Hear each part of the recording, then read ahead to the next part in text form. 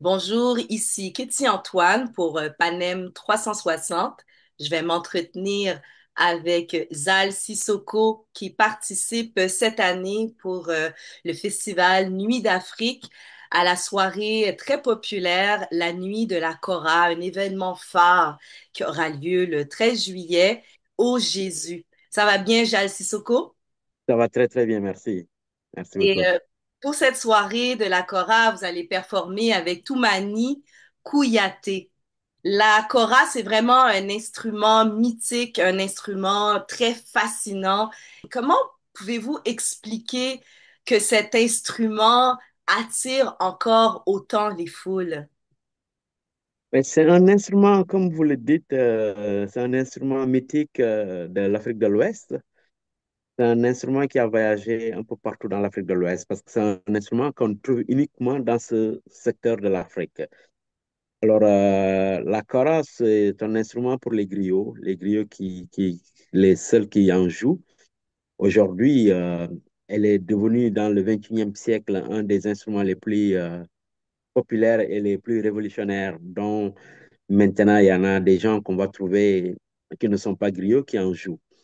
Mais dans la tradition, habituellement, ce sont les griots qui jouent de la kora. Les griots qui sont les gardiens de la tradition, la mémoire de l'Afrique, parce que dans ces années-là, dans le 10e siècle, 11e siècle, on n'écrivait pas encore l'histoire en Afrique. Alors, dans l'Empire mandinque, qui est toute l'Afrique de l'Ouest, c'était les griots qui étaient la mémoire et le gardien de toute la tradition qui se passait là. Quelle est, vous, votre relation avec votre art? Ben, moi, je suis né et grandi dans une famille d'artistes de griots. Parce que l'instrument qui est la kora que je joue, je l'ai appris avec mon père. Mon père l'a appris avec son père. Son père l'a appris avec son père depuis des générations. Alors, moi, j'ai toujours baigné là-dedans. Je suis né et grandi dans ce milieu où est-ce que la musique était autour de moi, matin, midi, soir. Alors, voilà, j'ai voulu faire carrière là-dedans aussi, continuer le même chemin que mon père faisait, qui est faire de la musique, jouer de la kora, partager euh, la musique aussi avec d'autres cultures, la rencontre avec d'autres musiciens, l'échange de connaissances et tout, parce que toute collaboration que je fais, en réalité, avec d'autres cultures, d'autres artistes qui viennent d'ailleurs, de notre, euh, de notre pays, c'est que moi, je donne quelque chose, mais je reçois quelque chose en même temps. Alors, je suis très enchanté de pouvoir faire ce travail-là et ça me fait rencontrer du monde aussi et connaître d'autres cultures, connaître d'autres milieux, connaître d'autres cuisines, découvrir un nouveau monde. La musique, elle me fait voyager partout dans le monde. Alors, c'est un plaisir pour moi de continuer à faire ce travail-là que j'adore tant. Avant d'avoir cette conversation avec vous, j'ai vraiment inondé mes oreilles de votre musique qui est vraiment fort magnifique. Mais ça m'a fait me faire une réflexion sur comment une, une pièce se crée. Comment votre processus créatif, comment vous pourriez décrire votre processus créatif de l'idée d'une étincelle à une pièce finale couchée sur Mhm, un album. mhm. Alors, c'est très facile parce que pour moi, ce que je fais comme musique, c'est de la musique, j'appelle ça du tradi moderne. Alors, OK. du tradi moderne, je m'inspire un peu aussi de ma tradition, la tradition de la kora, de l'Empire mandingue et tout ça. Et après ça, je compose aussi. Et en composant, en réalité, tout ce qui m'inspire, ce sont mes rencontres humaines. Qu'est-ce que je vois? Qu'est-ce qui m'entoure? Qu'est-ce que je vois à la télé? Au journal, il y a un sujet qui peut m'inspirer pour pouvoir écrire une pièce là-dessus. Les rencontres humaines, je vais dans un milieu, je peux rencontrer quelqu'un en discutant avec lui, il peut m'inspirer à vouloir écrire une histoire qui est réelle. Parce que quand on est musicien, on est très chanceux d'avoir la possibilité d'avoir un micro, hein, où est-ce que l'audience est assez vaste, quand en faisant des concerts, les gens, il y en a des milliers ou bien des centaines de personnes qui sont là. Alors, pour moi, c'est très important de faire passer certains messages qui serviront à l'humanité, qui serviront à l'humain, qui serviront aux jeunes enfants, qui serviront à la société moderne où tout, on court, tout est pressé aujourd'hui. Et puis voilà, c'est vraiment autour de ça que moi je m'inspire pour pouvoir faire de la composition, qui est pour moi ma participation de, de semer des grains, d'arracher un peu partout quand les gens sortent de mes concerts, que ils ont une partie de la soirée où est-ce qu'ils vont réfléchir par rapport au sujet dont j'ai chanté, des sujets dont j'ai expliqué la pièce, pourquoi, qu'est-ce qui m'a inspiré avant d'écrire cette pièce-là. Alors, c'est vraiment tout ça qui me fascine, qui me motive, qui me donne le courage de continuer ce travail-là. C'est vraiment intéressant. Et comment on peut aborder là maintenant que pour la soirée du 13 juillet, ce sera en duo Mhm, avec Toumani Kouyaté. Là, mhm. est-ce que ça offre un défi supplémentaire ou ça va vraiment faciliter la performance et la soirée d'être à deux? Mais c'est un plaisir pour moi parce que Toumani Kouyaté, ce n'est pas juste un joueur de kora pour moi, c'est un maître. C'est mon maître aussi parce que moi, j'ai appris à jouer à la kora avec mon père en premier à la maison. Après 5 ans d'apprentissage, j'ai continué mon apprentissage avec Toumani Kouyaté. Alors, c'est un maître de kora, mais c'est mon maître à moi aussi. Alors, ça fait très, très longtemps que nous avons joué ensemble parce que lui, il habite à Las Vegas, moi, j'habite à Montréal. Alors, pour moi, c'est un immense plaisir d'inviter mon maître et venir partager la scène avec lui.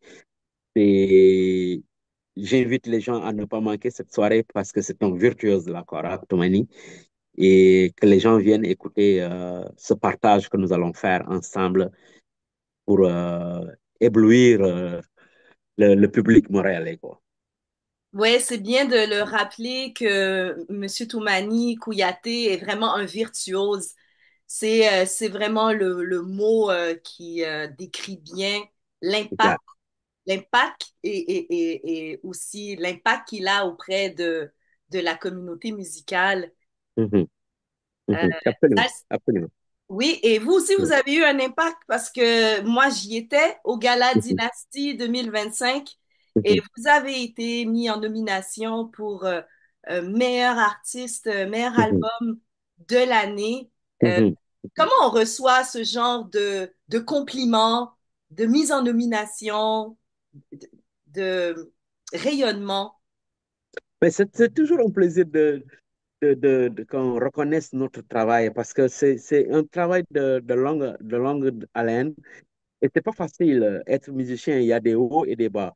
Alors, quand le milieu artistique, ton milieu à toi-même, dont, où est-ce que tu exerces ton métier, ton travail, et que les gens reconnaissent qu'est-ce que tu fais, ça fait plaisir, quoi. Ça fait chaud au cœur, quoi.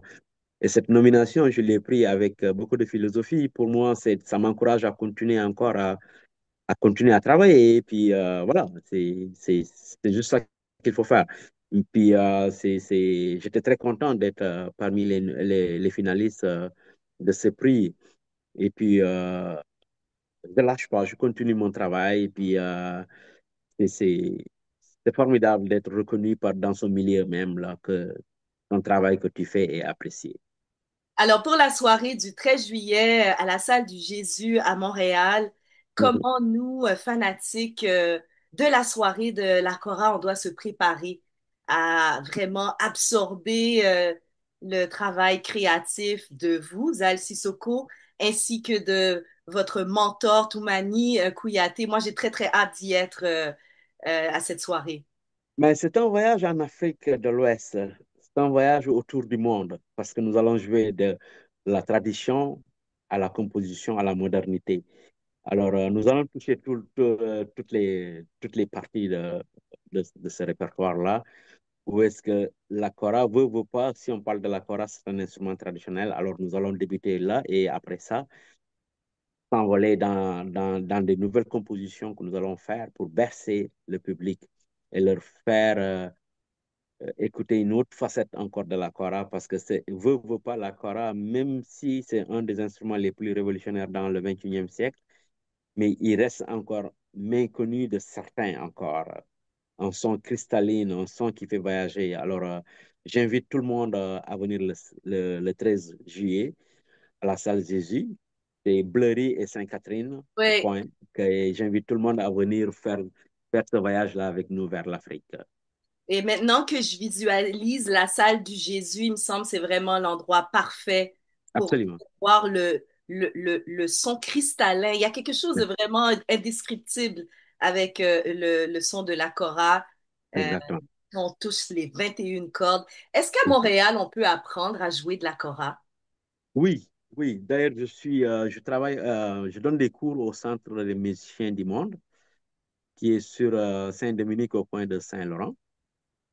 Et puis, c'est un centre de musiciens du monde où est-ce qu'il y a beaucoup d'activités qui se passent là, des cours de chant, de danse, de musique traditionnelle perse, Afrique, de l'Amérique du Sud et tout ça. Alors, c'est un endroit idéal pour venir apprendre certains instruments.